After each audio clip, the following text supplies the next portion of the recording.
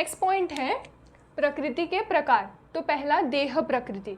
तो चरक विमान स्थान में कहा है तस्मात् श्लेष्मलाः प्रकृत्या केचित् पित्तलाः केचित् वातलाः केचित् संसृष्टा केचित् समधातव केचित् भवन्ति। तो चरक जी ने क्या बताया है, 7 देह प्रकृति बताई है। सुश्रुत जी ने भी 7 देह प्रकृति बताई है और अष्टांग हृदयकार ने भी 7 देह प्रकृति बताई है। तो ब्रॉडली हम लोग पहले देखते हैं कि एक दोषज प्रकृति, द्विदोषज प्रकृति और समदोषज प्रकृति। तो देह प्रकृति को ब्रॉडली हमने 3 बताया। तो एक दोषज प्रकृति में उन्होंने क्या बताया है, श्लेष्मला प्रकृत्या केचित्, मतलब क्या हो गया, कफ, एक हो गई कफज प्रकृति, दूसरा उन्होंने बताया है पित्तलाह केचित्, पित्तज प्रकृति हो गई, और वातलाह केचित् मतलब वातज प्रकृति। तो एक दोषज मतलब सिर्फ एक दोष, मतलब एक दोष की प्रधानता वाली जो प्रकृति हो जाएगी तो उसमें होगा वातज प्रकृति, पित्तज प्रकृति, कफज प्रकृति। तो एक दोषज प्रकृति कितनी हो गई, टोटल 3 हो गई।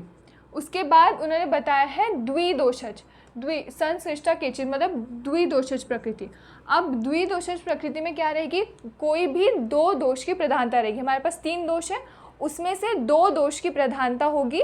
तो ऐसे कौन कौन से बनेंगे, पहला हो जाएगा वात और पित्त, वात पित्तज प्रकृति हो गई, दूसरा हो गया वात कफ कफज, वात कफज प्रकृति, और तीसरा हो गया पित्त और कफ, पित्त कफज प्रकृति। तो द्विदोषज प्रकृति हमारी कितनी हो गई, 3, 2 दोषों से बनी हुई प्रकृति। उसके बाद है सम प्रकृति। तो सम प्रकृति क्या हो जाएगी, इसमें तीनों दोष समान हो जाएंगे, मतलब वात पित्त और कफ, ये जो दोष रहेंगे समान रहेंगे, इसलिए इसे क्या क्या कहा गया है, सम प्रकृति, सम दोषज प्रकृति। तो टोटल कितने हो गए, 7 प्रकृति, तीनों आचार्यों ने 7 ही बताई है। उसके बाद अष्टांग हृदय सूत्र स्थान में श्लोक आया है, ते च तिस्रः प्रकृत्यो हीन मध्योत्तमः पृथक समधातुः समस्तासु श्रेष्ठा निंद्या द्विदोषजाः। मतलब देखो क्या हो गया, तो तिस्र प्रकृतियों हीन मध्योत्तमा पृथक, मतलब क्या हो गया, हमारे पास कौन सी हो गई, वातज प्रकृति, पित्तज प्रकृति और कफज प्रकृति।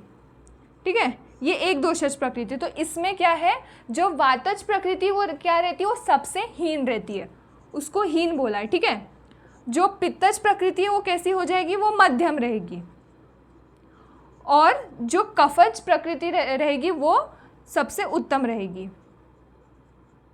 ठीक है, उसके बाद क्या बताया है, सम धातु समस्तासु श्रेष्ठ, मतलब जो सम धातु है, सम दोषज प्रकृति है, वो कैसी है, समस्तासु मतलब सब में श्रेष्ठ है, वो सब में कैसी है, श्रेष्ठ है। तो जो सम प्रकृति है, सम धातु सम दोषज प्रकृति वो क्या है, वो सबसे श्रेष्ठ है।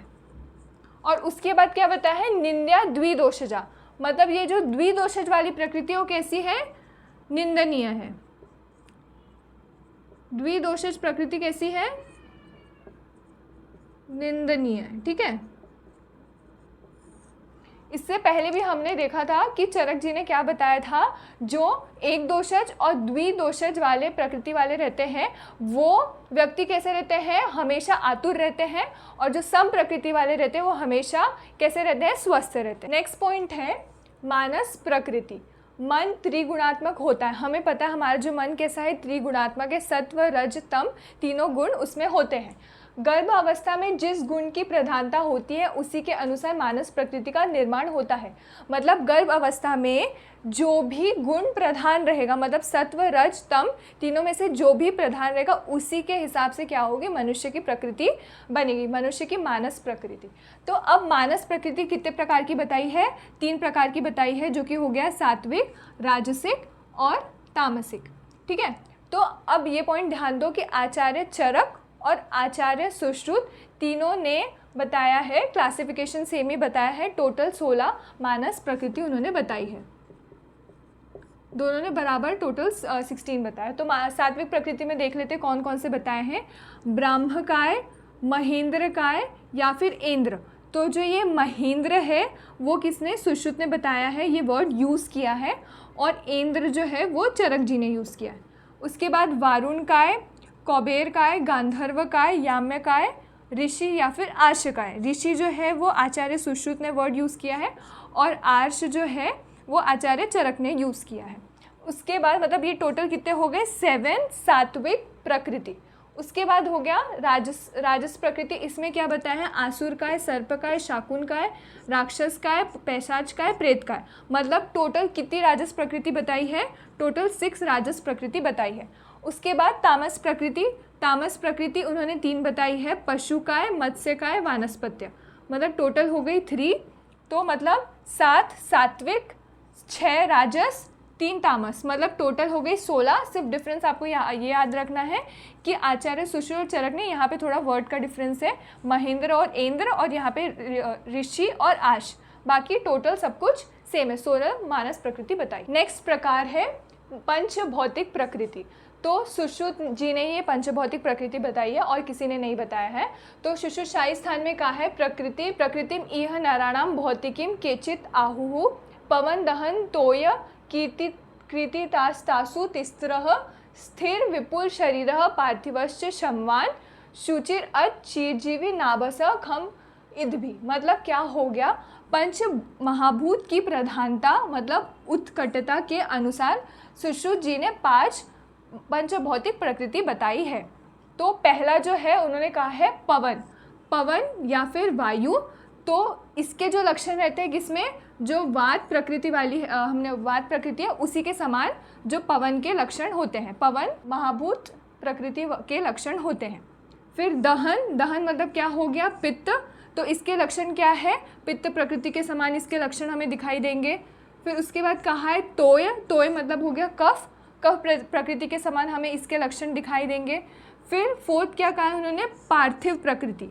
जो पार्थिव प्रकृति है उसके उन्होंने कहा है स्थिर विपुल शरीर पार्थिवश्च क्षमावान। मतलब क्या हो गया? जो पार्थिव प्रकृति वाले पुरुष रहते हैं उनका शरीर कैसा रहता है? स्थिर रहता है, स्टेबल रहेगा। विपुल मतलब क्या हो गया? बड़े शरीर वाला। और क्षमावान मतलब इजीली क्षमा कर देते हैं। उसके बाद जो 5th और लास्ट उन्होंने क्या बताया है? उन्होंने बोला नाभस, मतलब आकाश ही क्या हो गया? नाभस का है उन्होंने। नाभस प्रकृति वाले पुरुष कैसे रहते हैं? शुचिरत, मतलब शुचि मतलब क्या हो गया? पवित्र रहते हैं। चिरजीवी किस लिए किया है? चिरजीवी मतलब हो गया दीर्घायु रहते हैं। और मुख नासादि बड़े छिद्र वाले होते हैं। इनका जो मुख और नासादि जो छिद्र रहते हैं वो कैसे रहते हैं? बड़े रहते हैं। तो आचार्य सुश्रुत ने कौन से 5 महाभूत के अनुसार पंचभौतिक प्रकृति बताई है।